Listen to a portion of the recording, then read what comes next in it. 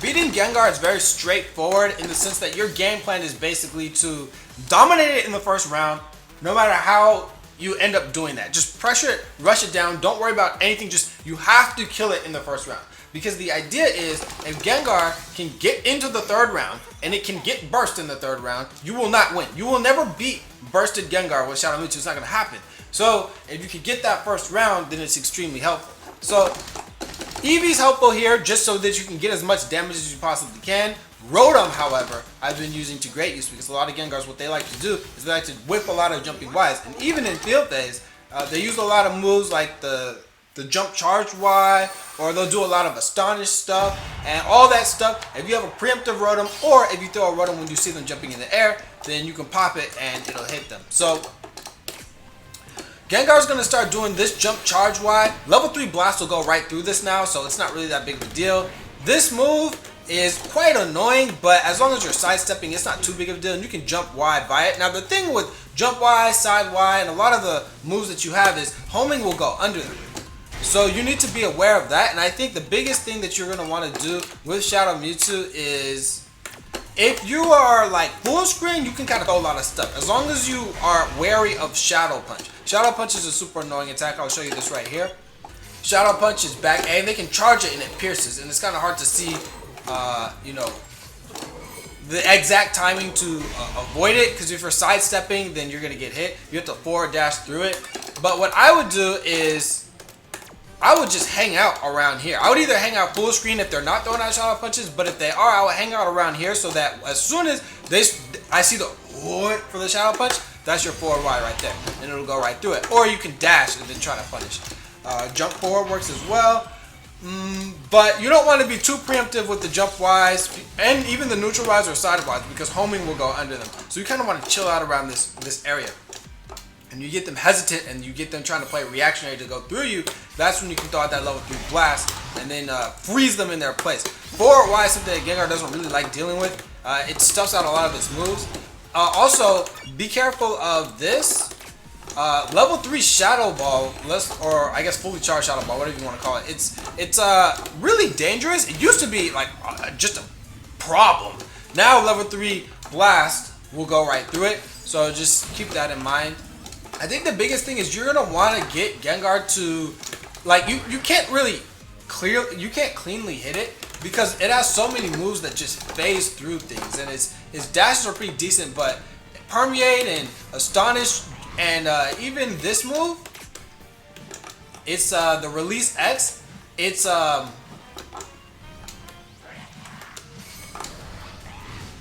this move, the Release A, that move is it has counter armor, so they can, like, for instance, they can jump and then do it really early. Let's see if I can do it. Yeah, and it's just, it phases through a lot of your moves. It's super annoying. So really, you just want to get it to block enough attacks so that its shield is ready, because you can break it pretty easily if you can get them to block a Miracle-Eyed neutral Y like this. And if they're not blocking at all, then forward Y is going to be able to hit them. The biggest thing is, even if you get hit in field phase, don't trip too much. Your idea is you want to rush that thing down, and you want it to get it to dual phase quickly, so that Gengar doesn't have a lot of time to build meter. Gengar's going to try to press every button imaginable when they're in field phase. They never, ever, ever, ever block. And the thing is, they're going to do back dashes. They're going to do 8 Ys. This has invincibility frame 5, not full invincibility on frame 1. So keep that in mind. This is frame 1, and it goes pretty far. This move, 6X and even 8X, don't have invincibility frame 1. So you can Vortex them, but I would ideally Vortex them when they're at the wall so they can't backdash away. This move, exact same thing. You're going to want to keep your meaties kind of on point if you want to be able to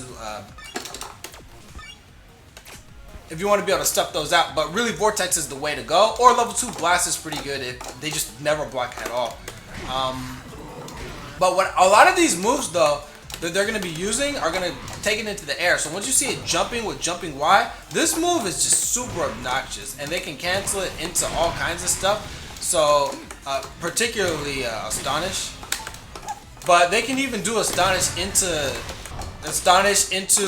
all kinds of pressure. So you don't really want to deal with that. Release Y or Release X, this move comes out in like 15 frames, and they can jump cancel it. So if they were to go for like this and then they do a jump Y, it's just gonna be a nightmare. Especially since Shadow Mewtwo is a tall character, and you don't really want to be pressing buttons after you block that sprint. You want to either backdash, reflect out of there, or you just basically want to, even teleport will work.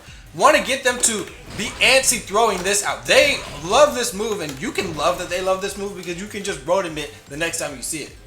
Jumps are pretty effective against Gengar, not because Gengar doesn't have a great anti-air, it's because it doesn't do that much damage. It's like 40 damage. So even if you get hit, it's not that big of a deal. But if you do land a hit, you know, that's like half of Gengar's life right there.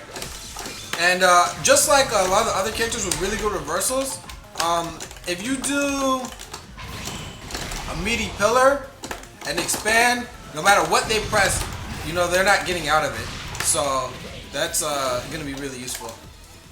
But if you did pick Eevee, pillar pressure is actually pretty decent against Gengar because its dashes is just so slow.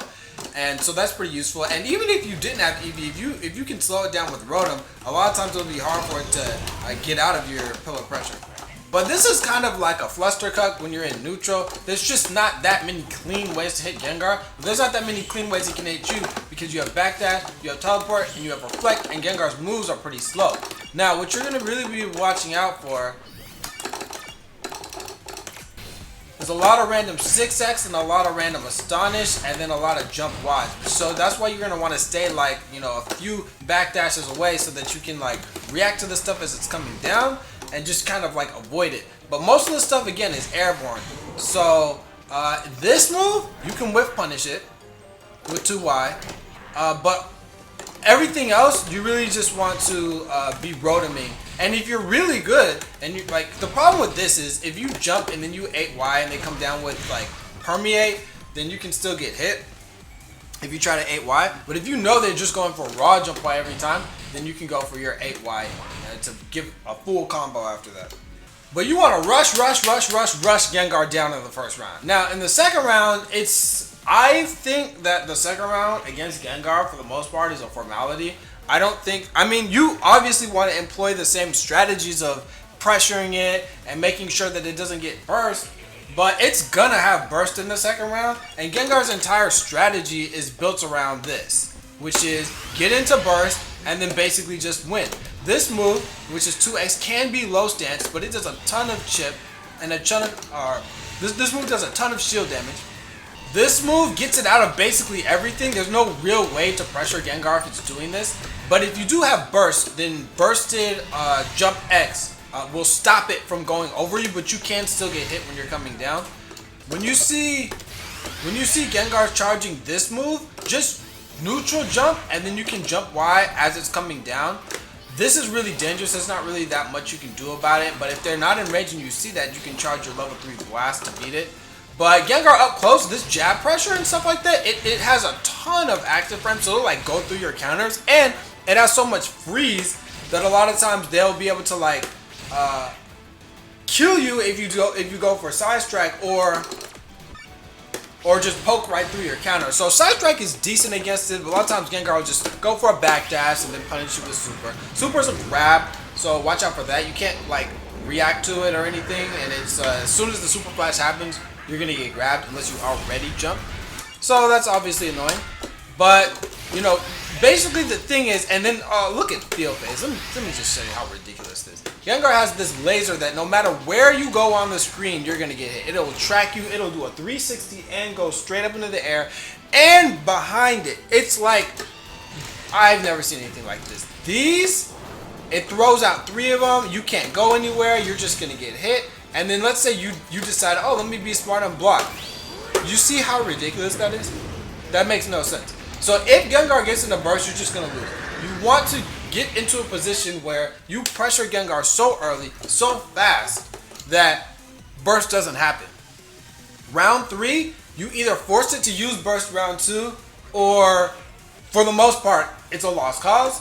But if you do have your own burst in round 3, you can kind of like mess around with like jump X, because Gengar has issues, even Mega Gengar, against jump X because of the hitbox and because it makes a collision box where that pillar is. So that if they try to do an 8X over it with Mega Gengar, they're not going to go over it. So That's the basic thing with Gengar. Gengar only has 510 HP. You want to kill it as fast as possible by pressuring it. And when you're in field phase, you want to chip down that shield. You're not really going to be whiff punishing anything, but you want to just basically always be in its grill, but not throwing out too many moves that can hold me under. And then just get it to overextend with either a Shadow Punch, get it to overextend with a forward Y, or some Astonish stuff. Dual phase is a lot about Rotom. Just keep it out of the air, because once it starts jumping, that's going to be extremely obnoxious. And then if it's not giving you anything, that's when you go rush up on it. Yeah, it's going to hit you with a couple of these 6Xs, but once you get the pattern of that, that's when you can, you know, move up, back up, whip punish that 6X. And then again, rush Gengar down so that it's not able to get burst and beat you early. Alright, so that's it for the Gengar guide. Let's move on to the next character.